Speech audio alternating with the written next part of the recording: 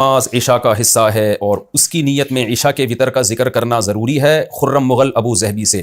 نہیں جناب، وطر ایک مستقل نماز ہے، عشاء کی نماز کا حصہ نہیں ہے۔ نیت بس اتنی کافی ہے کہ وطر پڑھ رہا ہوں، بس اتنی نیت۔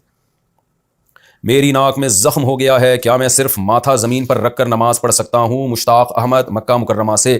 جی، ناک ٹکانا اگر ممکن نہیں رہا ہے تو مجبوری میں صرف ماتھا زمین پہ رکھیں گے تو نماز انشاءاللہ ہو جائے گی۔ میں نے عمرہ کیا تھا، جب عمرہ ختم ہوا تو 15-20 منٹ، یہ کسی خاتون نے پوچھا، تو 15-20 منٹ بعد ماہواری محسوس ہوئی۔ اب پتہ نہیں کہ عمرہ کرنے کے دوران شروع ہوئی تھی یا عمرہ پورا کرنے کے بعد۔ اس صورت میں مجھے کیا کرنا چاہیے؟ ام ایمان سعودی عرب سے۔ دیکھیں، فقہ کا قاعدہ ہے جو فقہاء نے قرآن و حدیث سے نکالا ہے کہ الحادث یضاف الی اقرب الاوقات۔ جب آپ کو پتہ ہی نہیں ہے کہ مینسز شروع کب ہوئے تو قریب ترین وقت کی طرف لوٹایا جائے گا۔ تو چونکہ عمرہ کرنے کے 15 منٹ کے بعد آپ نے دیکھا کہ مینسز آ رہے ہیں تو یوں ہی سمجھا جائے گا کہ یہ عمرہ کرنے کے بعد شروع ہوئے ہیں، جب تک کہ اس کی 100% یقینی دلیل نہ ہو کہ عمرے سے پہلے شروع ہو چکے تھے۔ تو اس لیے آپ کا عمرہ الحمدللہ کمپلیٹ ہو گیا۔ اور ویسے بھی مینسز کی حالت میں صرف طواف کرنا ناجائز ہے، سعی پھر بھی جائز ہے۔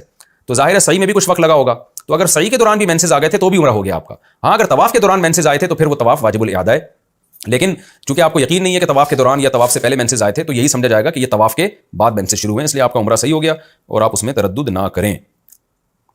میں نے اپنی گاڑی ڈرائیور کو اس شرط پر دی تھی کہ وہ مجھے ہر ماہ 14,000 روپے دے گا، باقی جو بچ گئے وہ اس کے ہوں گے، کیا اس طرح معاملہ جائز ہے؟ محمد نصیر۔ جی جائز ہے۔ یہ یوں سمجھا جائے گا کہ آپ نے اپنے ملازم کو 14,000 کرائے پر گاڑی دے دی ہے۔